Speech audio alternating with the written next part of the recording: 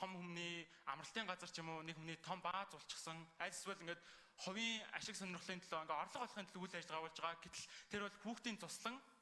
Тиймээс энэ асуудал дээр анхаарч өгөөд Монголын хүүхдийн зөвлөлийн ураа бол тэгш оролцоо хязгааргүй боломж магадгүй 500 мянга ихэнх туслангуудын төлбөр бол 500 мянгатаа байгаа. Хүүхэд болгон тэр цуснд ирэх тэгш хамрагдаад иж чадахгүй. Тийм учраас хүүхдүүдийн тэр тэгш цуснд хамрах тэр стандарт хангасан орчинд нь амрах боломжийг хангаж өгөөд энэ тэгш боломжийг нь хүртээгээч гэж бас чин сэтгэлээсээ хүсмээр байна. Тэгээд энэ хүүхдийн цуслангийн одоо хувьчлагдсан цуслангуудыг эргүүлээд одоо яг хүүхдийн цуслангийн үйл ажиллагааг явуулах магадгүй илүү олон орчин үеийн гой гой цуслангуудыг барьж байгуулж гэмээр ах эгч нараас хичээнгүйл хүсмээр байна. Баярлалаа. За баярлалаа дэш нам хүүхдүүдийнхээ дуулах ус санаачлахтай зөрөгтэй ингээ үргэсэн явдалд баясаан дахтай холбоотой болж байгаа юм байна. За Дүшин багш.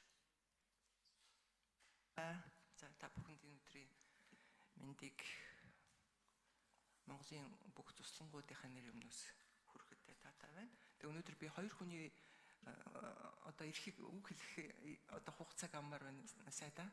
Нэг нь Ахмад ажилтан Монгол ардын багш Цэрэн Дулумгай үг дамжуулсан энийг би бас аль биесээр төлөөлөд хэлчихмээр байна. Нөгөөх нь одоо туслангийн холбооныхаа нэр өмнөөс ярина.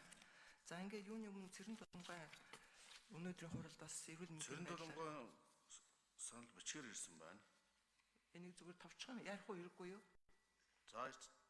За үндсэндээ ер нь хүүхдийн төлөө фонд гэж байснараа Монголын нийгэмд ямар ач тустай хүүхдийн хөгжлийн олон хүүхдэд зориулагдсан олон объектууд баригдчихсэн гэдгийг дурдаад одоогийн хүүхдийн төлөө санг мөн яг өмнө хэрэгжилж ирсэн энэ хэлбэрээр нь ажиллахыг хичээгээрэй гэдэг ийм юуг ярьж байна. Тэгээд өнөөдөр хөгжлийн тухай ярьж байгаа ялангуяа манай ерөнхий сайдын санаачлах хүний хөгжил гэж ярьж байгааг бид нэр өстөө дуу нэгтэйгээр хүлээн зөвшөөрч одоо шүүрч авч байна.